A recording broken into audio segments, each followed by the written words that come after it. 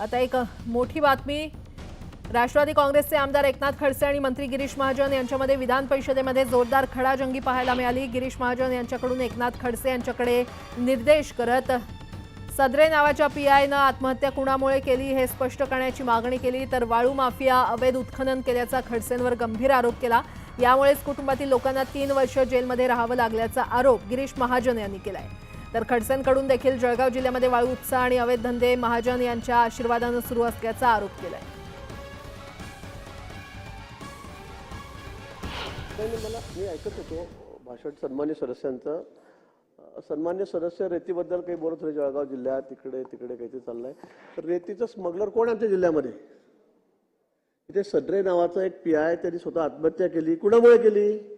कोण खंडणी मागत होते त्यावेळेला? हे नाव समोर आले ना।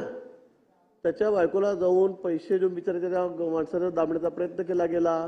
त्यांना काहीतरी आम्ही दाखवलं गेलं। त्याच्यामुळे ते नाव ज्यांनी लिहून ठेवली चिठ्ठी दाबण्यात आली। कोणी केलंय? कोणाचा उपक्रम होता सगळ्या रेतीचा? आणि रेतीचा स्मगलर आमच्याकडे कोण आहे? पण इथे तिकडे हे धंदे करायचे निचून बोलायचं तर हे कुठल्या याच्यामध्ये बसतं? नियमात बसतं? सगळ्या जिल्ह्याला माहित आहे, सगळी दप्तरी नोंद आहे। कोण करतं इथे? कोण दलाल्या करतं रेतीच्या?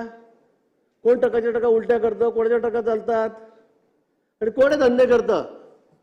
तुम्हाला प्रश्न विचारायचा आहे का उत्तर द्यायचं? इथे रेतीची स्मगलिंग कोण करतं आमच्याकडे? अख्ख्या जळगाव जिल्ह्याला माहित। कोण धंदा करता रेतीचा? तिथे सदरे नावाचा पिया बिचारा त्याला ब्लॅकमेल करून खंडण्या त्याला मागून त्याने आत्महत्या करून घेतली। आत्महत्या केली त्यांनी। काय आत्महत्या केली? नाही मला बोला, तुम्ही तुमचं बोलले ना रेतीचं कापसाचं मला सांगता ना तुम्ही। उपोषणाला बसलो, मला सांगू द्या ना काय धंदे केले यांनी?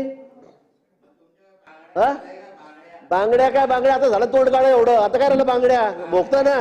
भोगता ना एवढा बांगड्या? काय त्यावेळेला घरी जाऊन पैसे देऊन गेले नाशिकला जाऊन?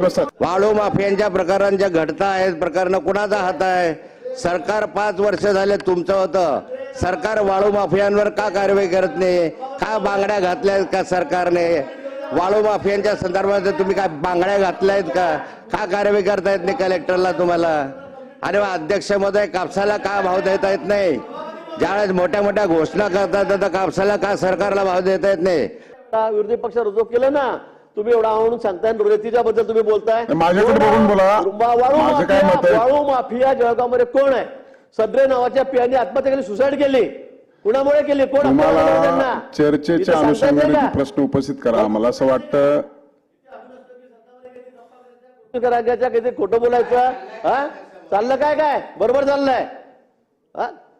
तुम्ही काय म्हणजे रॉयल्ट्या चोरी करायच्या?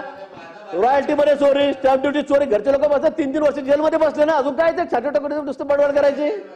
हा कोणामुळे? अहो चोऱ्या कोणी केल्या?